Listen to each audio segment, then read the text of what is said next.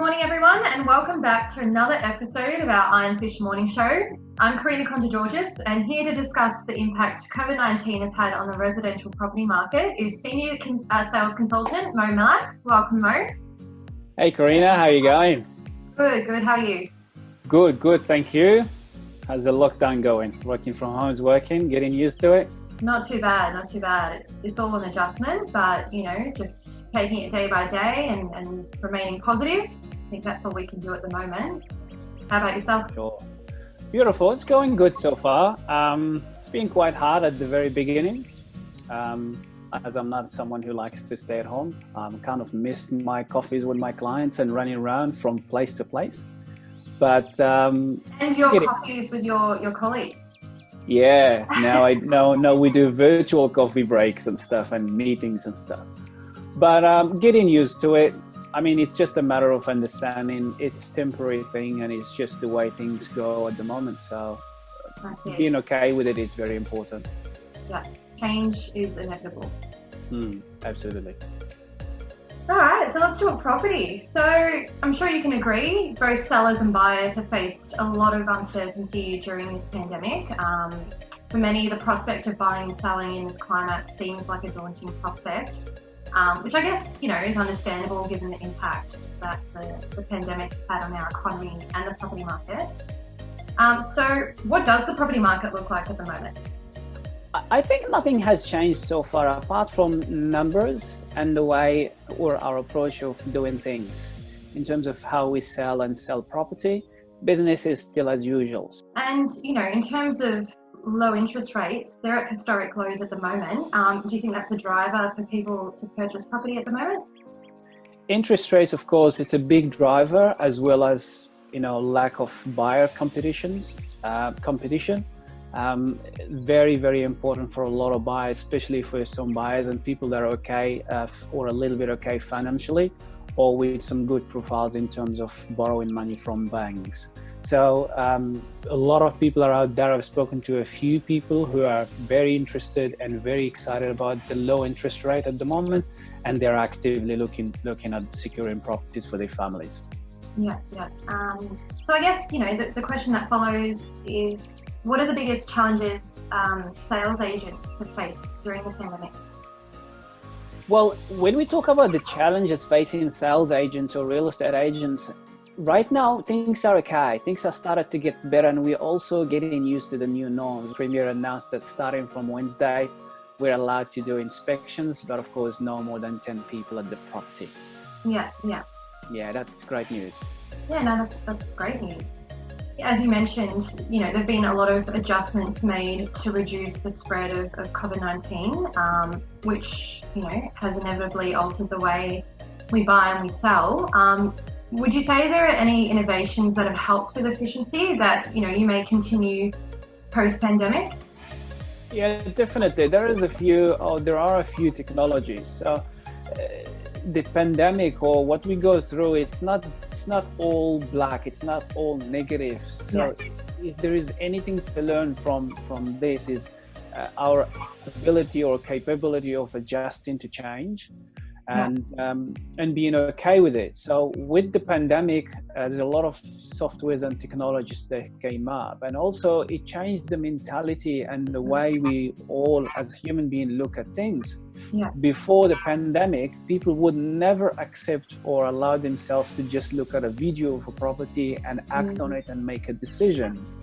But with the pandemic, people now are okay to look at a video, a 3D video, or through a link or a software somewhere and look at a number of photos as well as a nicely done or presented video and make a decision. So, for example, we have been also we have tapped into using Facebook Lives as well as walkthrough videos. There is realestate.com as well that came up with a couple of softwares that we as agents can use for auctions, virtual auctions, as well as virtual open for inspections. Yeah. So, and these tools are definitely something we are adopting, and all agents will definitely be able to use moving forward with either our buyers that are based in interstate or some buyers that might not be able to attend to certain inspections. Yeah. as well as those that are located overseas. Yeah.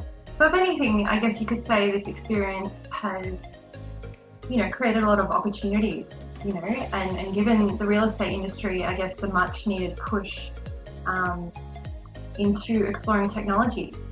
Absolutely. That they may not have done at such a rapid pace, before all of this. So, like you said, there's a lot of positives that have come out of it. Yeah, definitely. Spot on, Karina. And I think this was going to happen anyway with the pandemic or any other circumstance. This was going to happen because real estate, as you know, it's traditional and it's being done traditionally for a number of years. I think for years before I ever existed. And our lives are progressing and developing, and the technology is shaping every industry, every sector of every side of our lives. Yeah. So I think it's time for real estate to adopt technology and move on with it. Yeah, definitely. Yeah. So, look, moving forward, do you have any advice for buyers and sellers? Well, the advice I would give to buyers and sellers, look, for buyers mainly, we're very lucky in Australia, and I do very much appreciate all the restrictions and all the things that are being done by the government, either here locally or federal wise. And we're very lucky in Australia to feel a bit safe, and the numbers are dropping and everything. We're very, very lucky to be able to also start doing our jobs as normal and going back to doing inspections and everything. However, saying this or having said this, we have not.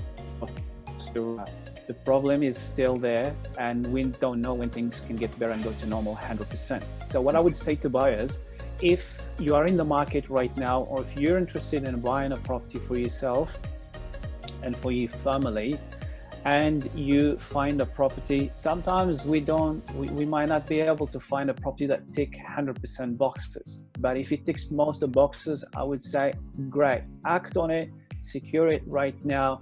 You've got very little competition, and you never know what can happen after the market gets to normal. What would happen is most likely a lot of people will come back to market, competition will be so high, therefore prices will go up as well. So if you find a property you like, act on it quickly and secure it. It's most likely that the market will go up. Yeah. For vendors, again, vendors or sellers, everyone's situation is different. But again, the lack of buyer competition applies to vendors and sellers here. A lot of people have decided to wait, and only the ones that are courageous and happy to take risks and wanting to do business seriously are active right now. So if you are out there and you need to sell your property and you have a reason to do so, look for agents, contact agents and get your property on the market. There is massive and big chance that you can sell the property in these conditions right now. Yeah, well, I guess, my final question would be, what are your predictions for the next 1 to 2 years? Well, what I would say, it's very hard. It's very, very difficult to know what will happen even tomorrow or next week. But of course, like you said, predictions, we can only predict based on what we see right now. And short term, I would say a lot of people, even buyers or sellers or people in general, they're gonna have to face or feel some pain. That's because of what's happening. Because real estate or property is a great area to invest money in. However, it's really attached to other economical or industries that form our industrial economy. So I think things will continue as they are right now. Some people will be afraid of doing business. Some people will hold and wait because there is unemployment right now. It's a little bit going up. However, prices will still be okay. I don't think there will be any huge drop in prices in the short term, but maybe a drop in the volume and number of transactions. Yeah. Well, thanks for joining me, Mo, and sharing your insight and experience. Really appreciate it. To all you viewers out there, please tune in next time as we discuss youth homelessness and the heightened threat that COVID-19 poses for those in this situation. Thank in the you. meantime, please stay safe and look after yourselves. I'll see you later. Cheers. See you later, Mo.